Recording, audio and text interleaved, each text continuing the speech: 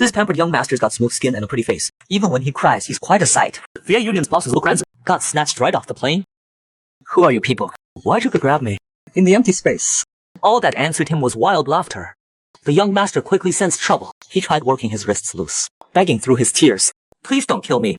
My grandpa's loaded. Any ransom, you name it. But at those words, he was met with roaring laughter again. Then the hall door swung open. A man in a sharp suit walked in. The man swirled his glass, his tone dripping with scorn. Some punk kid still wet behind the ears thinks he can lead the 8 Union. While the young master was still puzzling over who these kidnappers were, red wine poured down over his head. Next second, the blindfold over his eyes got ripped off roughly. The young master finally saw the man's face. He knew this guy. Chen Qingyu, one of the 8 Union's 7 directors. Chen Qingyu lifted the young master's chin with his rough Kalao's hand. The young master's skin was smooth and glowing. Those alluring eyes sparkled like black obsidian. Chen Qingyu narrowed his eyes. He didn't expect the spoiled hair to recognize him. The young master knelt there as the man tilted his chin up. He struggled and twisted. You're just one of my grandpa's dogs. At those words, Chen Qingyu's eyes changed instantly. He grabbed the young master by the collar, dragged him to a massive table in the center, tossed him onto it like a sack. The rope around the young master's wrist came loose. He sat up gasping, licked his lips, flashed a creepy smile with murderous eyes. The smile vanished quick. Chen Qingyu brought his wine-stained fingers to his lips and licked them, looking at the young master, prettier than any girl. Chen Qingyu reached out, grabbed at the young master's white shirt. The young master's face crumpled instantly. What'd I do wrong? Why are you picking on me? I'm telling Grandpa to break your legs. Chen Qingyu leaned down, pinning the young master. Told him if he didn't want to die, he'd better lie still. The young master bit his lip, tears welling up in his eyes. Uncle, I'm fragile.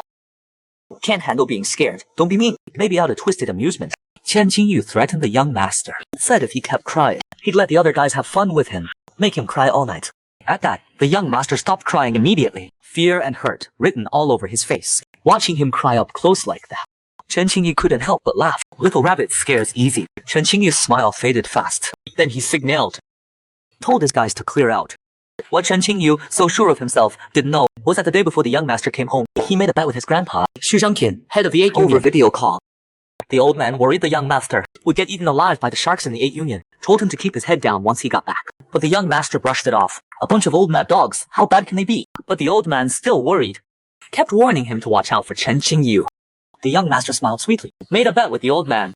Bet Chen Qingyu would willingly back him as boss and clean up the 8 Union for him.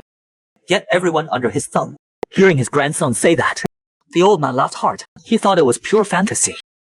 But the young master didn't care how hard it was. The harder, the better. More fun. After ending the call, the young master went back dealing with 2 rats.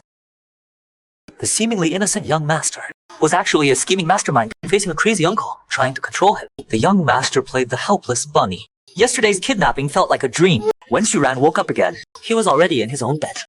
When his second uncle asked, Xuran didn't mention the kidnapping. That night, Xuran went with Grandpa to a party. The moment Xuran showed up, everyone had their eyes on him. Some middle-aged guy appeared out of nowhere, ran his hand through Xuran's hair, even rubbed his ear. Second uncle's protective, smacked the guy's hand away right off. 2 lifelong bachelors going at it. Grandpa watched, totally used to it. He took Xuran to meet the directors. When the directors saw Chairman Shu arrive, they all stood up. Xuran noticed Chen Qingyu wasn't there. He asked Grandpa on purpose whose seat was empty. One of the directors spoke up first, said Boss Qing had business. Might be late. Xuran threw out a comment. All those years studying abroad, Grandpa always talked about Uncle Chen. Said he joined the 8 Union young. Truly loyal. Oh, Grandpa's right-hand man. At that, the directors all rushed to agree, praising Chen Qingyu's skills, his character. Listening to them, Xuran smiled politely. But inside he was thinking, these lapdogs hide it too good for too long. Can't even tell who their real master is. A few minutes later, Chen Qingyu showed up late. Seeing Xuran, Chen Qingyu acted like it was their first meeting, made small talk. When Xuran looked up at him, his shoulders started trembling, like he was terrified. Chen Qingyu gripped Xuran's shoulder hard, told him not to be shy. Just call him uncle. Xuran was clearly nervous, shaking all over, sweat on his forehead. Xuran's reaction was weird, but the old man stayed calm, reminded Xuran to stand and toast. At Grandpa's prompt, Xuran stood up timidly, but Chen Qingyu grabbed his wrist, asked if he wasn't adjusting well, said he looked pale. Before Xuran could answer, Chen Qingyu suggested Xuran go upstairs and rest. Xuran was about to refuse, but seeing the man's commanding look, Xuran agreed. Once they reached the lounge upstairs, the second the door shut, the man's smile vanished. He showed his fangs in the dark. I warned you. Next time we meet, act like strangers. Xu Ran's heart jumped. Didn't I do what you said? I didn't tell Grandpa. Sure. But Chen Qingyu was nitpicking on purpose. Young Master Ran's acting was terrible. Shaking just looking at me. Right then, he grabbed Xu Ran by the back of the neck, shoved him down hard to the floor. Chen Qingyu sat on the couch, looking down at Xu Ran on the ground, gave a 3-word order. Lighter. Xu Ran saw the lighter on the coffee table, started to get up to grab it. Chen Qingyu cleared his throat. Did I say you could stand? Crawl. Getting the lighter. Xu Ran cursed Chen Qingyu in his head. He'd make Chen Qingyu crawl like a dog too. On the ground, even though he was seething inside. On the surface, he put on a pitiful look. Don't push it. My grandpa never was downstairs. Chen Qingyu stayed calm, pulled out a photo he carried. Started admiring it out loud. What a beautiful body. Just lacks some backbone. Seeing that photo, Xu Ran's face went red. That was from the day Chen Qingyu kidnapped him, knocked him out and took pictures. Xu Ran reached to snatch the photo, but Chen Qingyu pulled back, told Xu Ran to light his cigarette. Xu Ran had no choice but to crawl over. Uncle Chen, can you lean down? Bad uncle blackmails the young master into kissing him, but the young master thinks he's too old. So, bad uncle had to take matters into his own hands. Your eyes are beautiful. Xu Ran tilted his face up. Just my eyes. Chen Qingyu brushed his eyebrows, lost in those eyes without realizing. Said everything's beautiful. Xu Ran grabbed Chen Qingyu's thigh. Uncle Chen, I got a secret to tell you. Lin Nanian. Chen Qingyu held his cigarette, leaned down, confused, catching him off guard. Xu Ran snatched the photo from his right hand. He was upset, but Chen Qingyu just smiled, his cigarette in hand. Helpfully reminded Xu Ran, help yourself.